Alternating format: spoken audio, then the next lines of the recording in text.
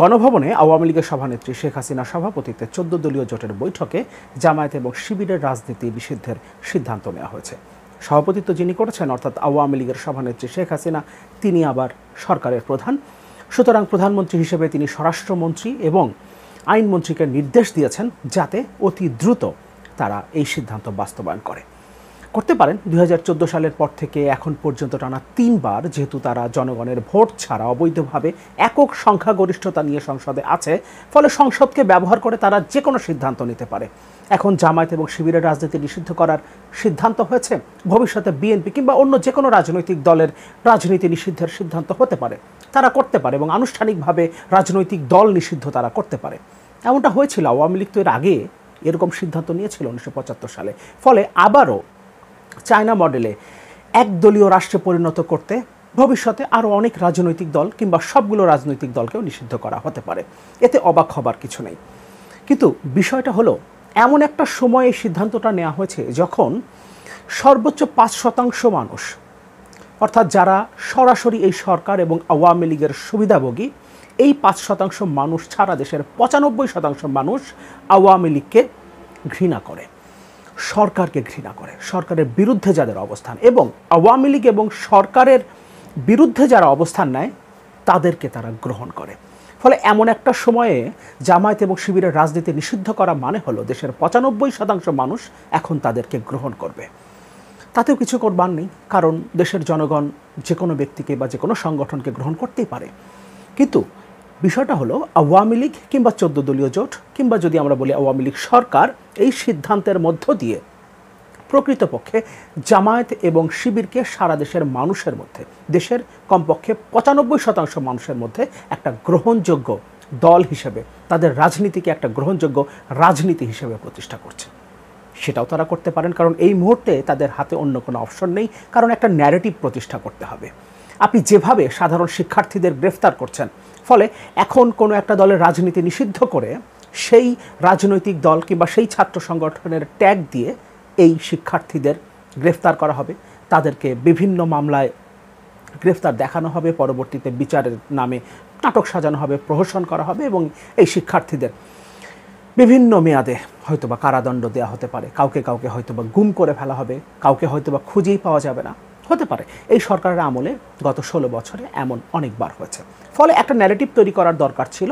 এ কারণে এই মুহূর্তে সরকার তার ক্ষমতায় টিকে থাকবার জন্য যেটা প্রয়োজন সেই সিদ্ধান্ত তারা গ্রহণ করছে। কিন্তু এটা আদৌ কি কোনো কাজে দেবে? কারণ দেশের 95% জনগণ তাকে গ্রহণ করবে, এই সরকার এবং আওয়ামী লীগ যার বিরুদ্ধে অবস্থান করবে। ফলে জামায়াত ইসলামী এবং শিবিরের রাজনীতি এই দেশের 95% মানুষের মধ্যে প্রতিষ্ঠিত হবে। আরেকটা গুরুত্বপূর্ণ বিষয়, হঠাৎ করেই একটা আলোচনা সামনে নিয়ে আসা হয়েছে। কোটা সংস্কার আন্দোলনের যে প্ল্যাটফর্ম বৈষম্যবিরোধী ছাত্র আন্দোলন, এর নেতৃত্বে গণতান্ত্রিক ছাত্র শক্তির নেতৃবৃন্দ আছেন। কেন আছেন? যেহেতু তারা একটা সংগঠন করেন, সুতরাং তারা ছাত্রদের ন্যায্য অধিকার আদায়ের কোনো আন্দোলনে নেতৃত্ব দিতে পারবেন না, এই আন্দোলনে অংশ নিতে পারবেন না, এটা একটা ন্যারেটিভ। শেখ মুজিবুর রহমান 1952 সালের ভাষা আন্দোলনে নাকি তিনি, এটা প্রধানমন্ত্রীর বয়ান, তিনি জেল থেকে নির্দেশনা দিয়েছেন এবং সেই অনুযায়ী 52 ভাষা আন্দোলন সংগঠিত হয়েছে। তখন তো তিনি একটা রাজনৈতিক দল করেন, ছাত্র সংগঠন না, তিনি তখন আওয়ামী লীগ করেন।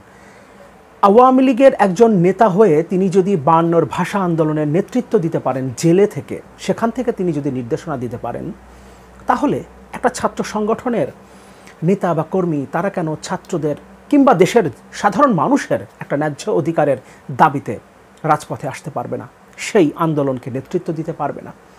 গণতান্ত্রিক ছাত্র শক্তি কোনো রাজনৈতিক দলের ছাত্র সংগঠন নয়।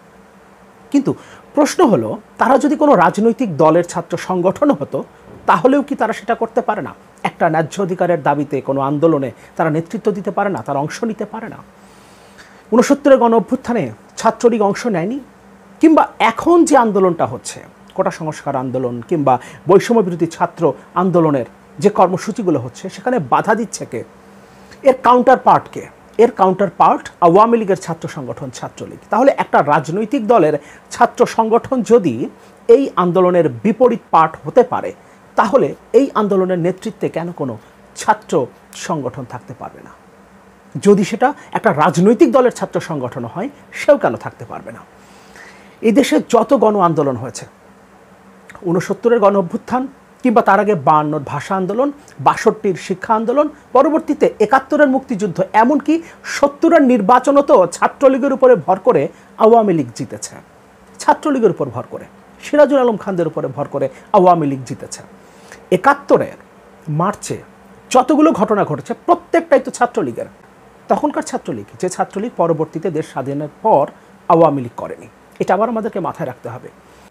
যাই হোক, কিন্তু একটা রাজনৈতিক দলের ছাত্র সংগঠন যদি 71-এর মুক্তিযুদ্ধ, তার আগে 70-এর নির্বাচন, 69-এর গণ অভ্যুত্থান, 52-র ভাষা আন্দোলনে শেখ মুজিবুর রহমান সরাসরি নিজে নির্দেশনা দিয়ে আন্দোলন সংগঠিত করেছেন, সেটা শেখ হাসিনা নিজে বলেছেন, কিংবা এরশাদ বিরোধী আন্দোলনের সময় ছাত্রদল, ছাত্রলীগ, বিএনপি, আওয়ামী লীগ সবাই তো একসাথেই আন্দোলন করেছে। সুতরাং জনগণের ন্যায্য অধিকার আদায়ের কোনো আন্দোলনে গণতান্ত্রিক ছাত্র শক্তি, তারা কোনো রাজনৈতিক দলের ছাত্র সংগঠন না, এমনকি কোনো রাজনৈতিক দলের ছাত্র সংগঠনও যদি অংশ নেয়, দেশের একজন নাগরিক হিসেবে যদি অংশ নেয়, কিংবা একজন রাজনৈতিক কর্মী হিসেবে যদি অংশ নিতে চায়, তাহলে কি সেখানে বাধা দেবার কিছু আছে? আপনি এই ছাত্রদের বিরুদ্ধে যদি আপনার দলের ছাত্র সংগঠন ছাত্রলীগকে লেলিয়ে দিতে পারেন, ছাত্রলীগ যদি এদের কাউন্টার পার্ট হয়ে দাঁড়ায়, তাহলে এই আন্দোলনে কেন রাজনৈতিক দলের ছাত্র সংগঠন কিংবা অরাজনৈতিক কোনো ছাত্র সংগঠন নেতৃত্ব দিতে পারবে না? সুতরাং এই সমস্ত বয়ান তৈরি করে আন্দোলনকে বিভ্রান্ত করার কোনো কিছু নেই। শুরুতে যেটা বলছিলাম, জামাতের রাজনীতি নিষিদ্ধ করছেন, শিবিরের রাজনীতি নিষিদ্ধ করছেন, এতগুলো বছর ধরে আপনারা ক্ষমতায় আছেন। যদি নিষিদ্ধ করার প্রয়োজন থাকতো, যদি নিষিদ্ধ করার দরকার থাকতো, তাহলে সেটা আপনারা আরও অনেক আগেই করতে পারতেন। এমন একটা সময় করছেন যখন আপনারা এই আন্দোলনের নেতৃত্বকে জামায়াত এবং শিবিরের সাথে ট্যাগ করছেন। এমনকি এমন একটা আন্দোলন, যে আন্দোলনে দেশের 95% মানুষ যুক্ত হয়ে গেছে। তার মানে প্রকারান্তরে 95% মানুষ জামায়াত এবং শিবির কর্মী হিসেবে আপনি প্রতিষ্ঠা করলেন, যদিও বাস্তবতা সেটা না। দেশের সাধারণ মানুষ, দেশের সাধারণ ছাত্র সমাজ, বিভিন্ন রাজনৈতিক দলের ছাত্র সংগঠনের নেতারা, এমনকি অরাজনৈতিক ছাত্র সংগঠনের নেতারা এর মধ্যে আছে। এদেশের 95% মানুষ এই আন্দোলনের মধ্যে আছে, এবং এমন একটা সময়ে আপনি যদি নিষিদ্ধের সিদ্ধান্ত নেন, সেটা জামায়াত এবং শিবিরকে বরং আরও দেশের মানুষের কাছে অ্যাকসেপ্টেড করবে। আর একটা কথা বলে শেষ করব। প্রধানমন্ত্রী একটা সংবাদ সম্মেলনে রাজাকার শব্দটা উচ্চারণ করে কিভাবে এই আন্দোলনকে উস্কে দিয়েছিলেন, এবং সেখান থেকে আন্দোলনটা আজকের কোন পর্যায়ে এসে দাঁড়িয়েছে, এ ব্যাপারে আমরা প্রত্যেকেই জানি। 14 দলের বৈঠকে প্রধানমন্ত্রী মন্তব্য করেছেন, আন্দোলনটা এখন যে পর্যায়ে আছে, এটা একটা জঙ্গিবাদী কর্মকাণ্ড, এটা কোনো রাজনৈতিক কর্মকাণ্ড নয়। তার মানে এখন যা যা হচ্ছে এটা জঙ্গিবাদ, এটা প্রধানমন্ত্রীর মন্তব্য। যা যা হচ্ছে, গত পরশু রাতে হঠাৎ করে ডিবি হেফাজতে থাকা 6 জন সমন্বয়ককে দিয়ে একটা বিবৃতি পাঠ করানো হলো, অর্থাৎ আন্দোলনের কর্মসূচি প্রত্যাহারের ঘোষণা দেওয়া হলো। এরপর সেটা প্রত্যাখ্যান করলো ছাত্র সমাজ, এবং বৈষম্যবিরোধী ছাত্র আন্দোলনের সমন্বয়করা পরবর্তীতে কর্মসূচি ঘোষণা করলো। সেই কর্মসূচি গতকাল পালিত হয়েছে সারা দেশে, বিক্ষোভ সমাবেশে সারা দেশে শিক্ষার্থীরা নেমে এসেছে, তাদের সাথে সাধারণ মানুষও যোগ দিয়েছে, অভিভাবকরা যোগ দিয়েছে। তার মানে এরা প্রত্যেকে মিলে এখন যা যা হচ্ছে, এরা প্রত্যেকে তার মানে জঙ্গিবাদী কর্মকাণ্ডের সাথে যুক্ত আছে। যে শিক্ষার্থীরা গতকাল রাজপথে নেমে এসেছিল, বিশ্ববিদ্যালয়গুলোর সামনে যারা বিক্ষোভ করেছে, এরা প্রত্যেক এক একজন জঙ্গি প্রধানমন্ত্রীর বক্তব্যে সেটাই প্রতীয়মান হয়। সরকারের পুলিশ বাহিনীর এক শীর্ষ কর্মকর্তা মন্তব্য করেছেন, রাতের আধারে বিজ্ঞপ্তি দিয়ে আন্দোলন কর্মসূচি কারা ঘোষণা করে, তারা দুষ্কৃতিকারী। তিনি হয়তোবা খেয়াল করেননি, ডিবি হেফাজতে থাকা 6 সমন্বয়ককে দিয়ে যে ঘোষণাটা দেওয়া হয়েছে, সেটাও রাত 9টার পর গণমাধ্যমে প্রকাশিত হয়েছে। তাহলে তারাও দুষ্কৃতিকারী, যাদেরকে ডিবি হেফাজতে রাখা হয়েছে, এবং তাদেরকে যারা পৃষ্ঠপোষকতা দিচ্ছেন, যারা তাদের নিরাপত্তা কথা ভেবে তাদেরকে নিজেদের কাছে রেখেছেন, তারা দুষ্কৃতিকারীদের প্রশ্রয় দিচ্ছেন। এবং রাতের আধারে যারা এই কর্মসূচিগুলো ঘোষণা করছে, যারা এই কর্মসূচিগুলো পালন করছে, তারা প্রত্যেকেই দুষ্কৃতিকারী। একদিকে সরকার প্রধান বলছেন এখন যা যা ঘটছে সেটা রাজনৈতিক নয়, জঙ্গিবাদী কর্মকাণ্ড। অর্থাৎ এখন যারা আন্দোলন কর্মসূচি ঘোষণা করছেন, যারা এই আন্দোলন কর্মসূচিগুলো পালন করছেন, এরা প্রত্যেকেই এক একজন জঙ্গি। অন্যদিকে পুলিশের একজন শীর্ষ কর্মকর্তার বক্তব্য অনুযায়ী এরা প্রত্যেকেই এক একজন দুষ্কৃতিকারী। মূল বিষয় হলো জামায়াত শিবিরের রাজনীতি নিষিদ্ধ করে যাদেরকে গ্রেফতার করা হয়েছে তাদেরকে শিবির ট্যাগ লাগিয়ে কিংবা জামায়াত এবং শিবিরের ট্যাগ লাগিয়ে নতুন করে গণগ্রেফতার করে এই আন্দোলন দমনের যে উদ্যোগটা সরকার নিয়েছে সেটাও সফল হবে না। এই আন্দোলন দমন করতে সরকার এখন পর্যন্ত যত ধরনের উদ্যোগ নিয়েছে প্রত্যেকটাই ব্যাকফায়ার করেছে এবং নিঃসন্দেহে নতুন করে যে সিদ্ধান্তটা তারা নিল, অর্থাৎ জামায়াত এবং শিবিরের রাজনীতি নিষিদ্ধ করার যে সিদ্ধান্ত তারা নিল, এটাও ব্যাকফায়ার করবে।